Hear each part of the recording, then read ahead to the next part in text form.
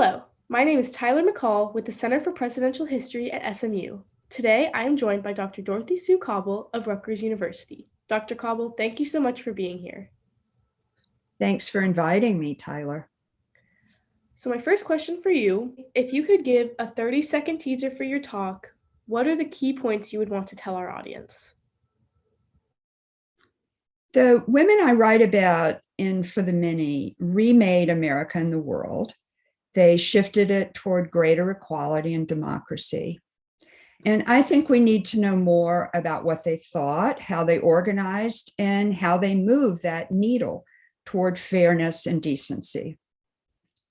Many of the things they cared about and accomplished are under assault today, but their history remains and it opens up new possibilities for the present. In my talk, I'm going to discuss in particular how they can help us revalue work, especially care work, and how they can help us envision a work-family policy that would enable all families to flourish. What would you say was the most effective rhetoric or strategy discussed in your book that has been used by the feminist movement to date?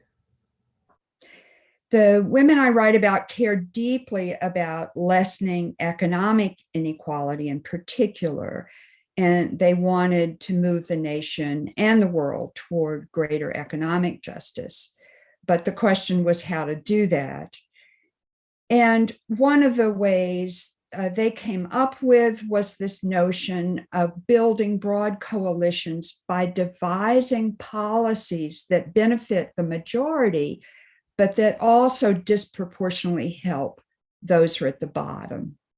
So I think minimum wage is a good example of this. They didn't call it minimum wage, they called it living wages, meaning they wanted wages that allowed people self-support and the support of a family.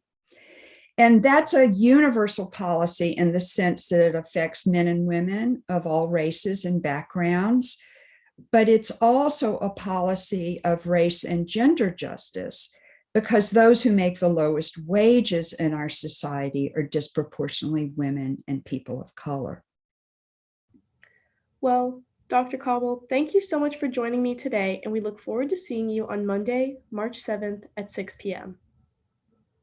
Thanks, Tyler. I enjoyed our conversation.